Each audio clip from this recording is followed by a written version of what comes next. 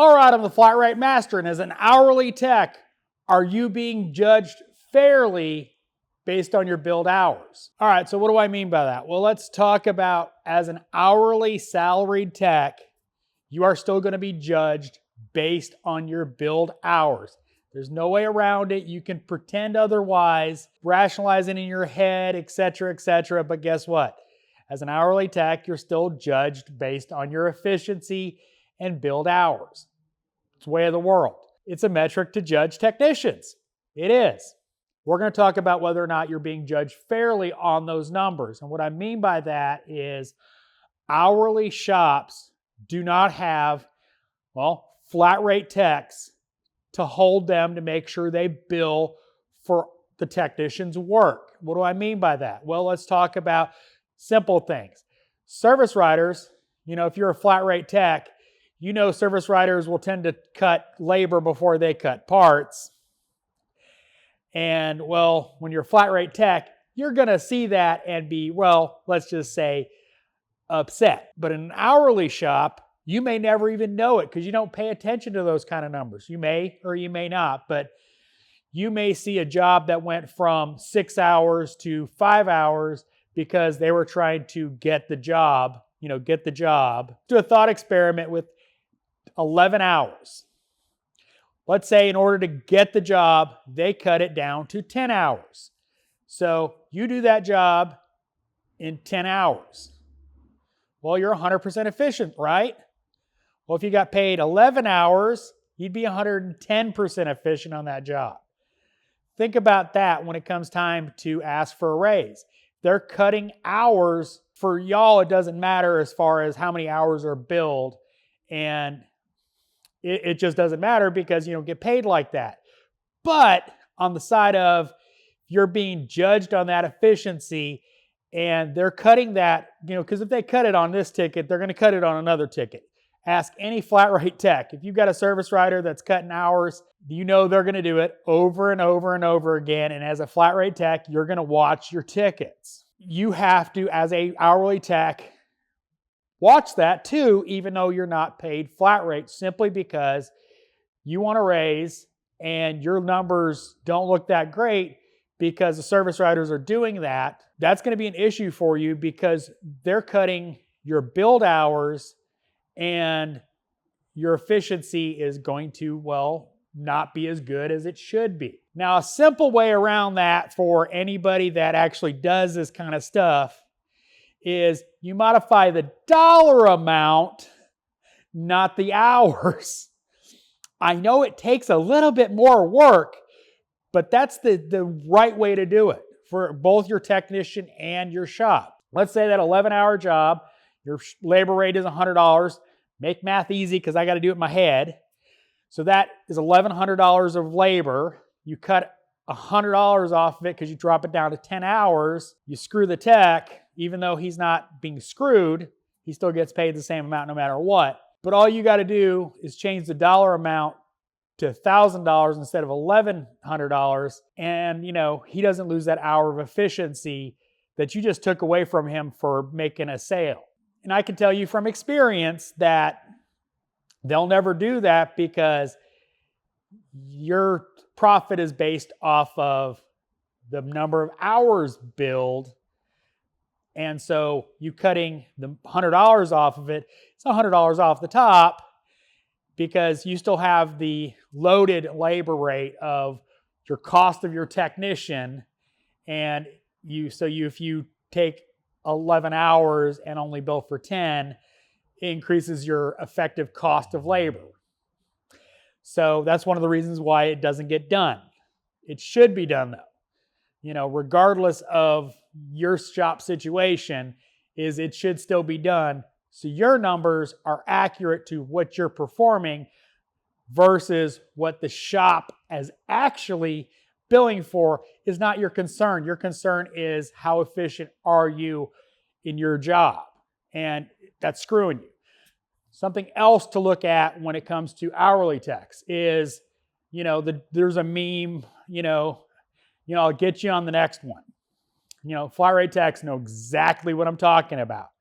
Oh man, just do this for me real quick and I'll get you on the next one. Next one never comes, of course, but that's the meme. Hourly shops, oh, can you just pull this car in and do this real quick for me? I don't have a ticket, we're not really charging for it. Well, you got pulled off that 10-hour job to do, tail light bulb, headlight bulb, throw a cabin filter, whatever the heck they're having you do, it doesn't matter. But your efficiency just dropped because they're not billing for that. So that will never show in your efficiency. Again, doesn't matter what the shop is charging for it. It needs to be documented so you have that record for your efficiency when it comes to, salary evaluations, hourly, salary. You need that metric added to your total to show you're doing what you need to do to keep the shop working. Every time they take one of those, 3/10, 3/10 adds up. Let me tell you, ask again, I'll say it again, ask any flat rate tech. Add a bunch of 0.3s up, it comes up to an hour pretty quick. So anyway, that's one of the things that they also screw hourly techs with. Think about your shop. How often does that happen? How often are you asked to pull a car in, do something that there's no ticket on, so they're not billing for it? Now again, shop doesn't have to bill for it. I don't care if shop, if my boss wants me to do bulbs all day and, as a flat rate technician, my boss doesn't want to charge for me to do a bulb or a skid plate or whatever. That's fine. He doesn't want to charge for it. He's going to pay me for it though. And a lot of hourly shops have that mentality. Well, I'm not billing for it, so I don't need to do this, this, or this. Especially if you're one of the guys lower on the totem pole where you're doing a lot of that kind of stuff that's not getting billed for. Oh, can you bring this car in to do this? Can you do this real quick? A while ago, I talked about, technicians taking cars to car washes as not being an effective use of their time. And, Lucas pointed out, well, what if we pay them for it? That's fine. And that discussion, by the way, is more about the ineffectiveness of using a highly skilled, highly paid technician to go take a car to get washed. That's what porters are for. That's what service writers up front sitting on their phone watching, funny videos on Facebook. That's what they're for. They generally get paid salary and commission. Technicians normally have to get, work on cars. Better use of their time is to work on cars. I digress. But think about that in your shop. As a shop owner or as a technician, how much stuff am I doing that is not being accounted for? Every little bit of that stuff builds up. Every time you pull a car in that's not being billed for, it's costing you efficiency, which may be costing you money whether you like it or not. Yeah, you're hourly. Yes, it doesn't affect your paycheck right now, but it could every time you go up and ask for a raise.